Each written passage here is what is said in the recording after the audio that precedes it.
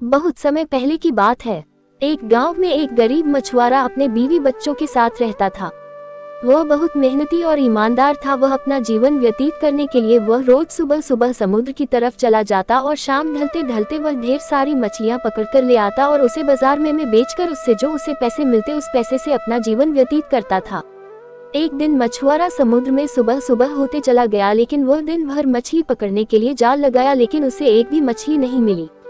दिन भर कड़ी परिश्रम करने के बाद उसने शाम को खाली हाथ घर लौट आया।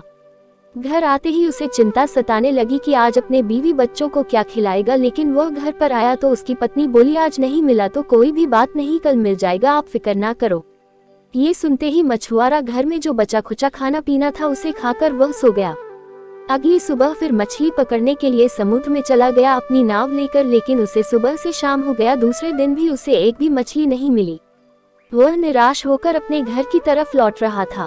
तभी उसे रास्ते में एक बूढ़ी औरत दिखाई दी, जो कि वह बूढ़ी औरत के पास मछुआरा गया। मछुआरे ने पूछा, क्या हुआ बूढ़ी अम्मा, आपकी तबीयत ठीक नहीं है क्या, कहाँ जा रही हो? बूढ़ी अम्मा ने जवाब दिया, कहीं नहीं बेटा, मैं जा रही थी अपने घर, लेकिन मैं रास्ता भूल गई हूँ और अंधेरा भी हो रहा है, क्या आज रात अपने घर पर मुझे ठहर जाने दोगे? मछुआरा बोला, हाँ हाँ क्यों नहीं, चलो अम्मा मेरे घर पर रुक जाओ। बूढ़ी औरत ने खुश होकर मछुआरे के घर पर जाने लगी। मछुआरे ने बूढ़ी अम्मा को अपने घर तो लेकर आ गया, लेकिन उसे अंदर अंदर यह सताने लगा कि वह आज क्या खाएगा और उसे बूढ़ी अम्मा को क्या खिलाएगा। मछुआरा बहुत चिंतित हो गया। उसके घर के कोने में कुछ आलू पड़े हुए थे। मछुआरे के पास कुछ बनाने खाने के लिए नहीं था, कुछ राशन भी नहीं था। तो मछुआरे ने अपनी पत्नी से बोला, इस आलू का कुछ पराठा बना दो और हम लोग चटनी से खा लेंगे और बूढ़ी अम्मा को भी खिला देंगे। मछुआरे की बीवी ने उसका इतना अच्छा स्वादिष्ट आलू का पराठा बना दिया और मछुआरे ने उस बूढ़ी अम्मा को ले जाकर वह रोटी दिए और चटनी दिए। वह रोटी और चटनी के साथ खाना खाया और मछुआरे को अपने पास बुलाकर एक जादुई बर्तन के बारे में एक कहानी सुनाने लगी। मछुआरे ने और उसकी बीवी बच्चों ने उस बूढ़ी अम्मा के पास आकर कहानी सुनने लगे। वह कहानी सुनते सुनते सो गए। उस मछुआरे को पता ही नहीं चला कब सुबह हो गई।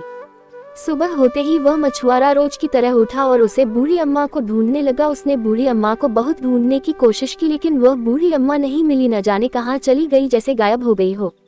बूढ़ी अम्मा तो नहीं मिली, लेकिन जहाँ पर बूढ़ी अम्मा सोई थी वहाँ पर एक बर्तन छोड़ गई। मछुआरे ने उस बर्तन को देखा। मछुआरे ने उस बर्तन को उठाया और सोचने लगा कि यह बर्तन वही जादुई बर्तन है जो हमें बूढ़ी अम्मा ने रात को कहानी में सुनाया था। तब उस मछुआरे को एहसास हुआ कि वह कोई बूढ़ी अम्मा नहीं थी, वह तो कोई जादुई देवी थी।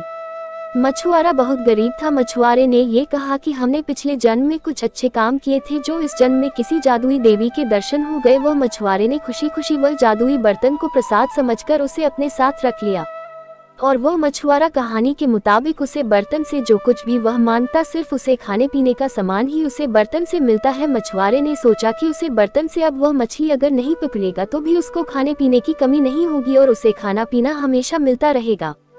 तभी उसकी पत्नी ने उसे एक बात कही। उसने कहा, क्यों ना हम एक छोटा सा होटल खोल दें और उस होटल पर हम लोग बिरयानी बेचेंगे और बिरयानी बेच के हम लोग ढेर सारा धन कमा सकते हैं। मछुआरे ने कहा, तुम ठीक कहती हो। मछुआरे ने होटल खोला और उस जादुई बर्तन की मदद से मछुआरे ने ढेर सारी बिरयानी बनाकर बेचने लगा और लोगों को उसकी बिरयानी खूब पसंद आने लगी। लोगों ने भर भर पेट बिरयानी खाकर उसको पैसे देते गए। वह धीरे धीरे बिरयानी बेचने लगा और साल 2 साल के अंदर वह एक अच्छा खासा व्यापारी बन गया। उसने बिरयानी की मदद से ढेर सारे रुपए कमाए। उसने अपना घर बनवाया और अपनी व्यवसाय को और आगे तक बढ़ाया। वह बिरयानी बेचकर जो पैसे कमाता था उसमें से 25% गरीब लोगों को दान कर दिया करता था और जरूरतमंद लोगों को फ्री में खाना खिलाया करता था और उनकी मदद भी करता था। यही सब गांव वाले देखकर उस मछुआरे की प्रशंसा करने लगे और जो उसने होटल डाली थी वह धीरे धीरे अपना व्यवसाय बढ़ाकर गांव में ही नहीं शहर में भी उसका होटल खुलने लगा और उसके होटल को लोग खूब पसंद करने लगे और लोगों में उसका नाम हुआ और इसी तरह मछुआरा अपनी जिंदगी जीने लगा। इस कहानी से हमें ये सीख मिलती है कि हमें किसी भी जरूरतमंद का मदद करना चाहिए और मेहनत और परिश्रम निरंतर करते रहे तो हम किसी भी चीज को हासिल कर सकते हैं।